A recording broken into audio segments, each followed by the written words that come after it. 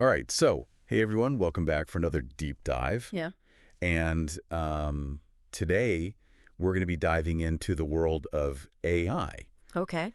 And more specifically, the competition that's really starting to heat up Yeah. between different AI companies. Mm.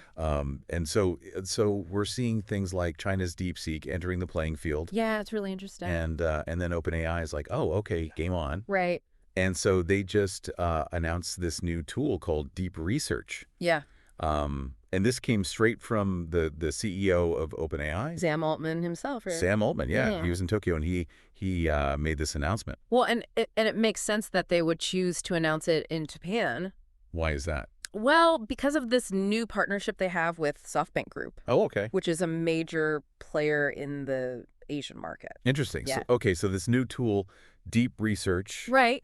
I'm picturing myself like, logging into ChatGPT, Yep. and I see like a new little button there that says Deep Research. Yeah. And I'm like, oh, what is this? I click on it, and suddenly, like, the floodgates open. All right. Now you're getting a little carried away.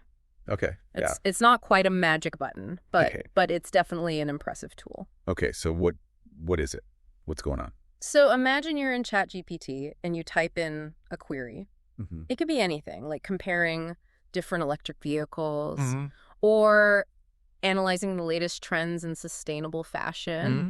You can even upload files to give it more context, Oh, interesting. like research papers or articles, anything relevant. Okay. You hit enter, and then the tool starts doing its thing. And so how long are we talking here? Well, this is where it differs from GPT-4, which gives you those instant responses. Yeah, I was going to say, because GPT-4 is like, boom, there you go. Right, exactly. But deep research is more like Okay. it takes its time.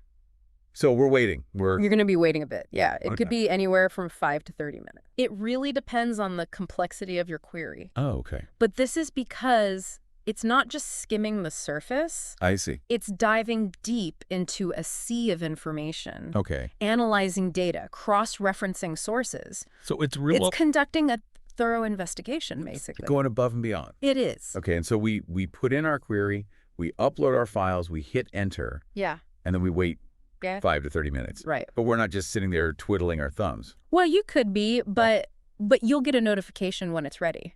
Okay, perfect. So you can go do other things in the meantime. So it's not like I'm, staring at my screen for 30 minutes. Exactly. Okay, great. Yeah. And so then, 30 minutes, let's say worst case scenario. Mm-hmm. I get this notification. Yep. I go back to ChatGPT. Right. What am I looking at? You get a full report Okay, delivered right there in your ChatGPT window. nice. And it's not just a wall of text. OpenAI is planning on integrating images, It shows. charts, all sorts of visuals. So it's really like a multimedia. Yeah, it's designed to be engaging yeah. and informative. Okay, so that's pretty cool. Mm-hmm. But how does this differ from GPT-4? I mean, are they both kind of like in the same realm of research tools? Well, they each have their strengths. Okay. Think of GPT-4 as your quick-witted conversational partner. Okay. Great for brainstorming, getting instant answers. Yeah, real time, back and forth. Right, exactly. Okay. Deep research, on the other hand, is Right. the meticulous scholar. I like that analogy. Yeah, it's the one who spends hours in the archives, Okay. painstakingly verifying every detail, Fact checking, making sure everything. leaving no stone unturned. Cited. Exactly. Okay. So it really depends on what you need. So it's like choosing the right tool for the job. Yeah. If I just need a quick answer, Mm-hmm. I'm going to go to GPT-4. Right. But if I need to, really go in depth, Then deep research is the way to go. precisely. It's for those multifaceted questions that Okay. demand that real depth Hmm. and thorough examination of the evidence. Okay. And what specifically sets it apart from, let's say, other research tools? One of the key things is its ability to cite every claim it makes. Oh, that's huge. Yeah. So you're not just getting an answer. Right. You're getting a well-documented, Okay. verifiable answer. So I can actually go and You trace it back to its origins. look at the source material. Exactly. Okay, so this is like, if you're writing a research paper, Mm-hmm. this This is a game changer. Yeah. It really is. So walk me through, like, how does it actually work? Like, what's going on behind the scenes? So deep research was trained using this method called end-to-end reinforcement learning. Okay.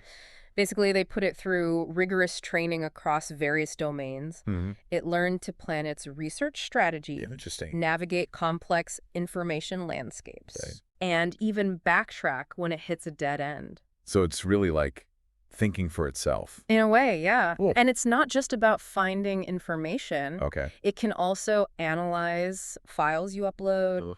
generate graphs, and So- embed so it's visual. Doing all the heavy lifting for me. Yeah, it's pretty amazing. Okay, so it sounds almost too good to be true. Well, Are there any limitations? of course, like any AI, it's not perfect. Right. It's still in its early stages of development, so Oh. there are limitations. Like what? What kind of things? Well, like other AI models, it can potentially hallucinate facts, Okay. make incorrect inferences, What? although it does this less frequently than existing models. Okay, that's it. Yeah, it's definitely an improvement in that area, Well. but it can still struggle with more nuanced tasks, Okay. like distinguishing authoritative information from rumors. Okay, so I can't just blindly trust everything it spits out. No, absolutely not. Okay. Critical thinking is still essential. You need to cross-check the information, Mm-hmm. be aware of potential biases, Yeah. and really use it as a starting point, Okay. rather than taking its output as gospel. I like that. You know, it's a powerful tool, Right. but it's important to use it responsibly. So use it wisely. Exactly. Okay. And so what does the future hold for deep research? Well, the exciting thing is Mhm. OpenAI is constantly refining and improving it. Okay. So with more usage and feedback, Uh-huh. these limitations will likely diminish over time. So it's only going to get better.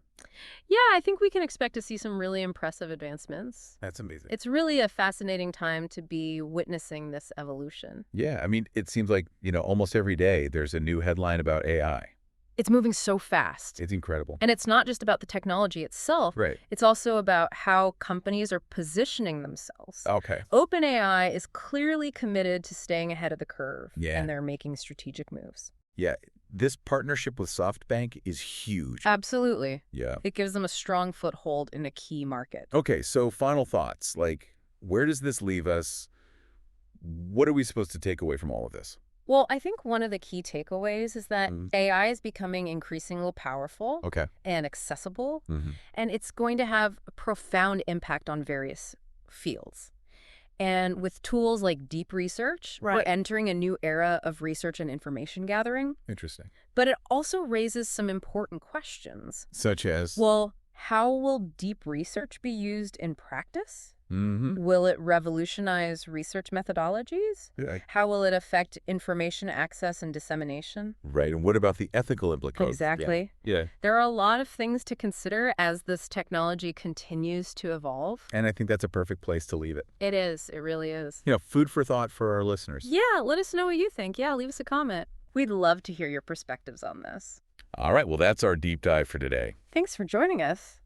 Thanks for listening, everyone. See you next time. All right. See ya.